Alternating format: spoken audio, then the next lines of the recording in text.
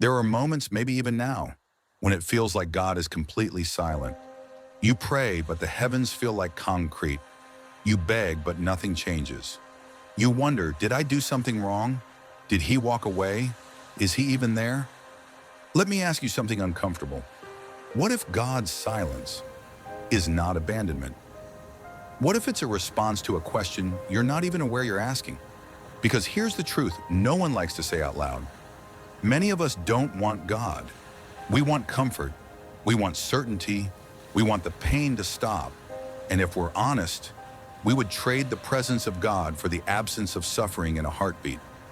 But God is not a vending machine. He is not your emotional escape plan. He is holy. He is love. He is dangerously personal.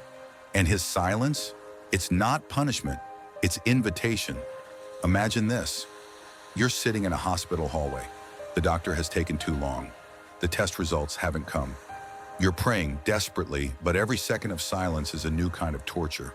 That space, that gap between your need and his response, is where most people lose their faith. But Bonhoeffer once said, God is not a stopgap for the incompleteness of our knowledge.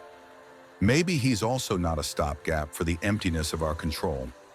Silence hurts because it exposes your illusion that you were ever in control at all. Think about Job, righteous, faithful Job. He loses everything, his children, his health, his wealth, his dignity, and after sitting in ashes and scraping his wounds for 37 chapters, God says nothing, nothing. The silence itself becomes part of the trial. But what if silence isn't absence?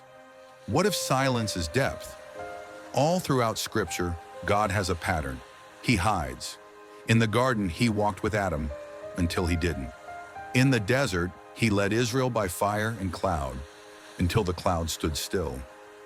On the cross, Jesus himself cries, my God, why have you forsaken me?" Even the Son felt the silence. This isn't a glitch in your faith life. It's the design. Because silence is how God refines you. It's how he shifts your prayers from change this pain to change me. Plato believed that pain was the beginning of wisdom.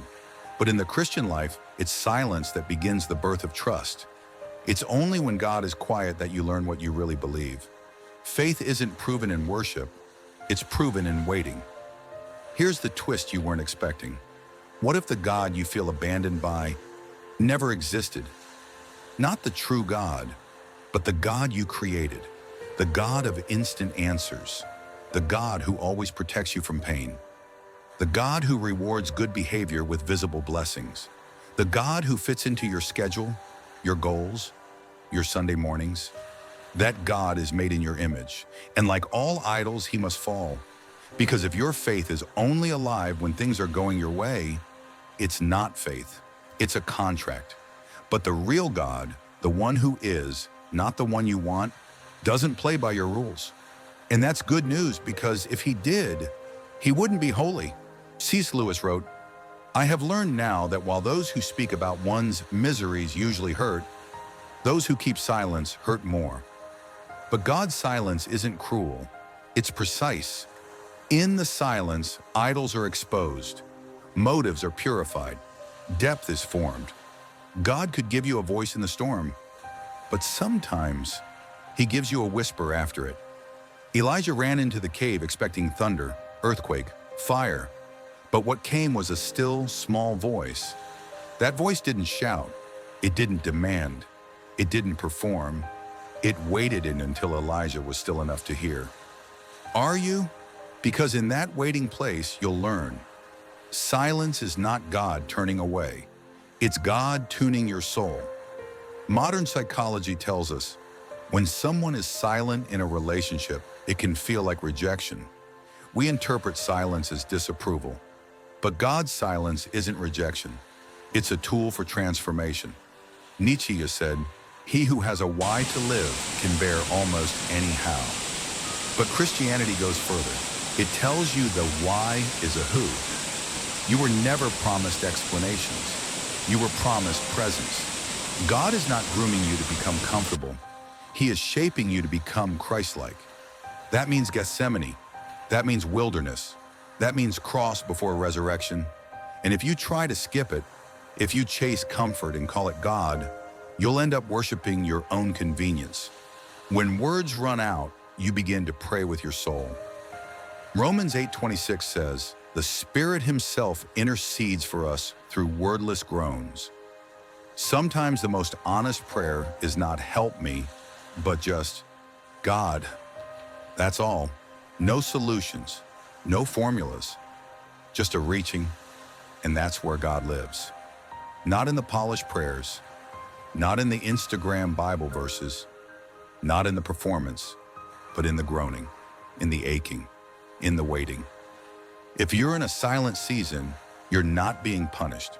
You're being purified. You are not being ignored. You are being invited.